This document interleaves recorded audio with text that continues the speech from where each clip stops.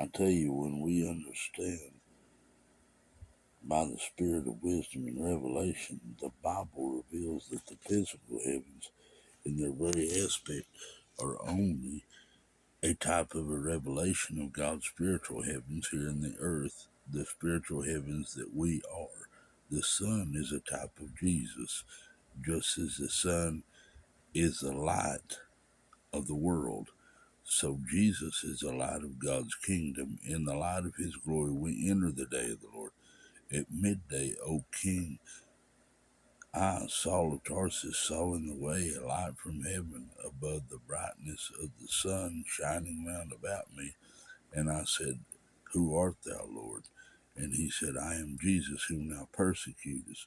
Acts 26:13-15, being confident of this very thing, that he which hath begun a good work in you will perform it until the day of Jesus Christ.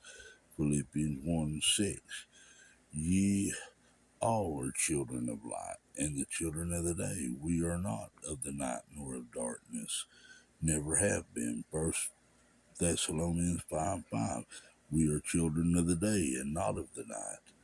We are of the day because the light of Christ, the blessed Son of righteousness, has dawned upon us and has arisen in our hearts. Therefore, any time you find the term son in the New Testament, it is never talking about the literal sun, like most of the time, but Christ, the light of life. Now, when John on Patmos Island saw this woman clothed with the sun, his vision indicated that this woman is clothed with all the light and truth and glory that her husband Jesus had while he was here. Nothing is clearer in the book of Revelation than the fact that the overcomers who are to rule the nations with a rod of iron are birthed out of the church, to whom the letter is addressed, unto whom it was sent. That's why it goes back into play with Revelation. See, Revelation 16, where it talks about come out of her, my people. What he's talking about, he's saying, be birthed out of her, my sons, my daughters, be birthed out of the woman. Come out of the church, be ye births, what it's talking about. Um,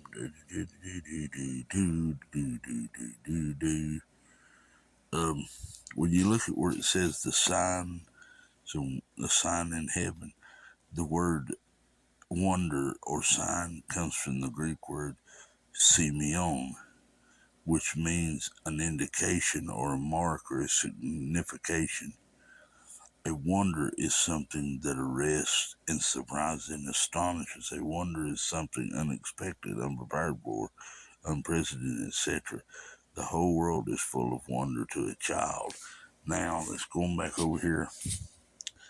The Greek, in the Greek, there are two words used for clothed.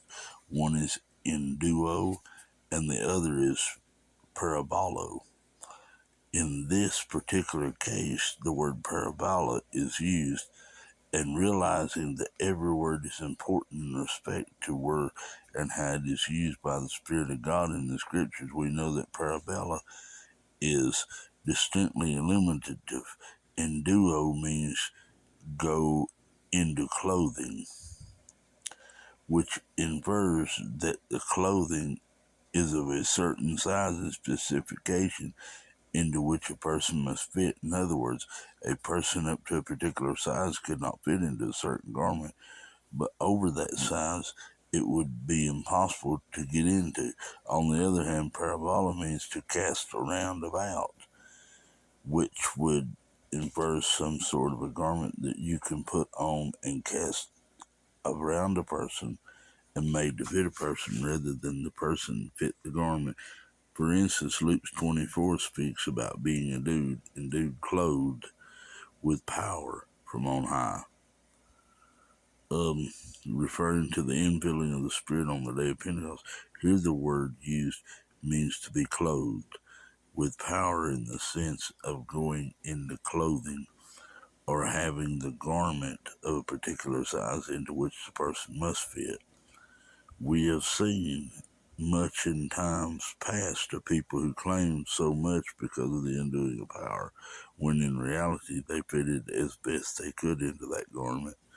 Thus I have seen many try to do great wonders and signs in a garment therein, but which is too big for them, into which they have not grown up, and which drags in the dust realm carnality, bringing a reproach and criticism from many looking on. See, this is truth.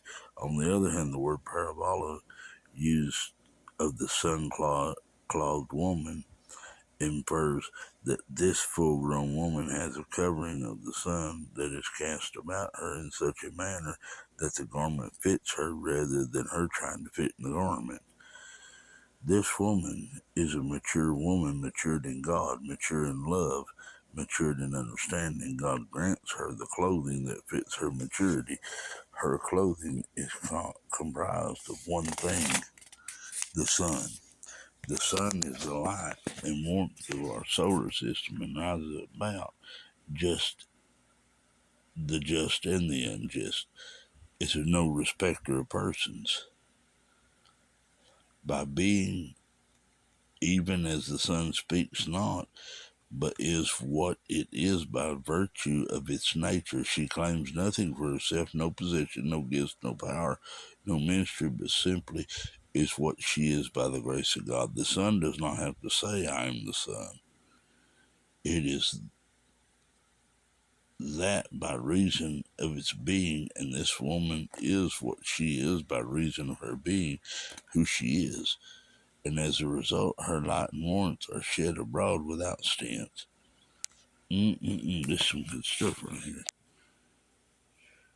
The woman with a crown of 12 stars is a great wonder in heaven.